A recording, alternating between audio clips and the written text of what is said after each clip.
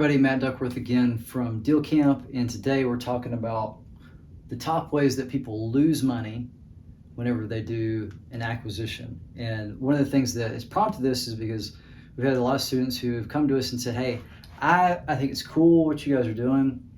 I want to go out and buy a business. That sounds great. I'm all about making lots of money, but I don't also want to lose lots of money.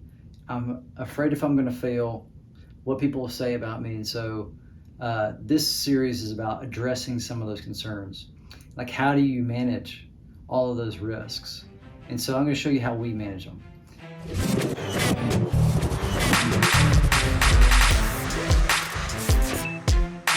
So this is a three-part series that we've done. We've already talked about how people lose money by using too much leverage, by paying too much for the business.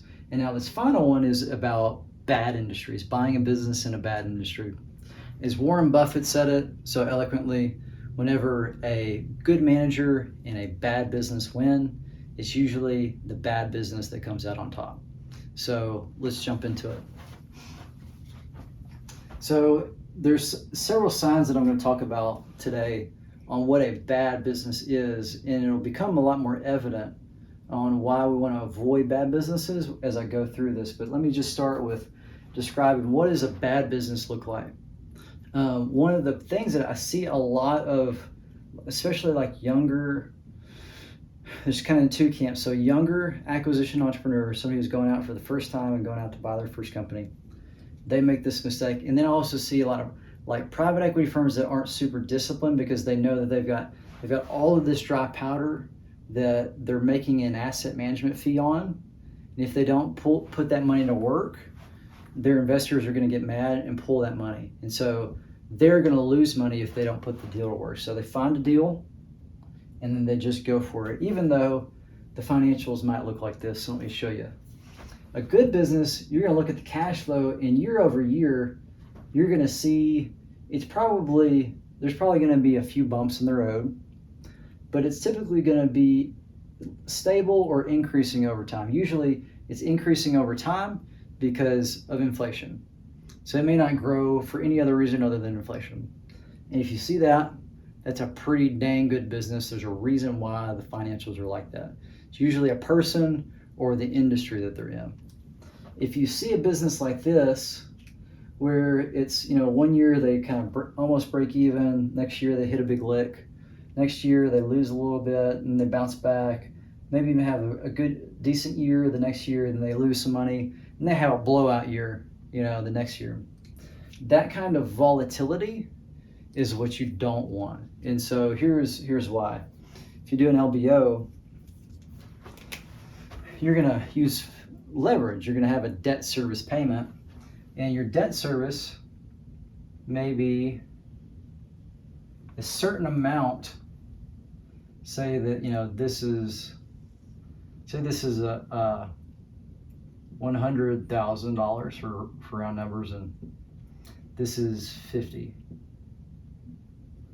So we want something that's really stable, so that there's not a year where our cash flow dips below that debt service payment amount.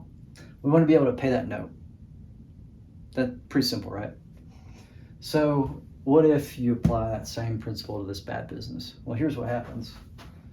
Let's say somebody will give you the money for this because they're looking at this final year and they're like, man, that business last year killed it. Yeah, that's, bank looks at it and they want to do a loan because they got to put money to work, and they say, well, it did, instead of 100,000 in cash flow, this thing did 200,000, and you could buy it at a price where this is 50,000 bucks. And here's our, 200,000 number. So there's plenty of debt service coverage ratio according to our lending guidelines. So let's do a loan on it. But what happens during these years? And what if you kind of see this pattern? What if another year like that happens immediately after you bought it? I mean, you've not just stuck yourself with $50,000 in debt service, you've also got the loss, the operating loss. And so you better have cash built up. And this is what blows people up, is they don't pay attention to the historical average cash flow of the business and how volatile it is. So one of the things that Warren Buffett figured out is that if I can buy businesses that have really stable cash flow that are growing, it's like buying a bond. And so even if he did use leverage, the cash flow would still continue to cover the debt payment and he'd be safe. And so that's one of the reasons why he does that, is he can use insurance money that's very long-term oriented, and he can buy these really stable businesses with it, and so he gets a form of leverage doing it. So what kind of businesses fall into this bad business list? It's things like mining, commodities. Anytime that you don't control your pricing, it's bad, right? We'll get into that here in just a minute. Mining companies, construction companies have a lot of ups and downs because of the economy. And also they can do 10 jobs in a row perfectly. And because their margins are so small, the 11th job, because of the size of the projects that they can work on and the small margins that they have, it can basically wipe out all the money that they made in those last 10 jobs on that 11th job. So it's a really risky business. You got to be a great operator to be in construction. Retail's just been hard. There's not a lot of intrinsic advantages in most retail shops. There's exceptions, right? Having a Gucci store in the Bellagio probably does pretty well, I bet. Amazon stores. This is another one that's like Amazon controls your entire sales pipeline. At any moment, so Facebook has changed, Google has changed, like all these major platforms have changed and wiped out complete companies of 40, 50, 100 people. If you think that Amazon can't do the same thing at any given moment in time, you're crazy. So Amazon stores, I would not touch it.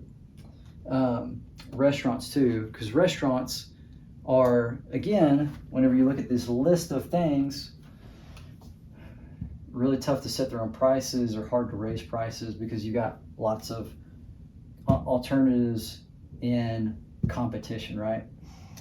Fickle, unloyal customers, no long-term buyers. So a lot of these businesses are like that. So any business that has any of these factors in it, you want to evaluate if you are in a bad industry, right? If you got everything else is good and there's just a few buyers, that could be possibly okay. But what I'm saying is, whenever you see a big long list of these reasons, you need to run.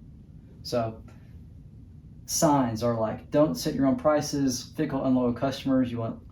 Because we want long-term buyers. We want to be able to raise our prices easily, because the easiest way to grow a business is just raise price. That's what Warren Buffett figured out with Coca-Cola. Lots of competition. We want very little competition. We want as close to a monopoly as possible, right? We want if it has few buyers, that's bad. We want lots of buyers. We want a big, ready market of people who want our goods, and we want to be the only person who can provide it. If there's few suppliers at the inputs, this means raw materials, but it also means people. So like if you need really super talented, this has happened in the medical field, for example, but surgeons, in other skilled medical professionals, those medical practices are like, they generate huge amounts of money, but most of the benefit of that revenue generated flows to the doctors because they are required to be able to provide that skill set, right? And so they extract a lot of the value from those businesses because they are the rare input. There's very few of them who are qualified to do these specific things. So few suppliers, avoid it. Low barriers to entry. If somebody can throw up a shingle, like, if you got a food truck that you're thinking about doing, and somebody can pull right up to your food truck and compete with you, it's not probably a good business, right? Unless you got some kind of proprietary, super amazing food that nobody else can copy, low barriers of entry to avoid. And then lots of alternatives. With food, for example, or with entertainment, it's probably a pretty good example. Let's say entertainment, you are a movie theater. Well, people can also stay home and watch Netflix. And they used to watch DVDs and like watch videotapes and all that kind of stuff. They could also get on their iPhone and watch videos on YouTube. They can go and play a board game with some friends. They could actually just go to dinner with some friends and get some entertainment. They could go to a comedy show. They could decide to go to Disney World. So entertainment, there's like tons of different alternatives. They could read a book, right? They could go to a concert. There's tons of alternatives in that entertainment field. So you've got to be so good that you're like, you stand out like a sore thumb, where like there's no alternative to you. So if you see any of these like in combination in a business that you're trying to buy, just do a gut check with yourself and ask yourself the question, am I getting myself into a bad business? Because like I said in the beginning, when a good manager and a bad business meet, it's usually the bad business that wins. So hopefully that helps. And check out, if you have not, our other videos in the series about top ways to lose money.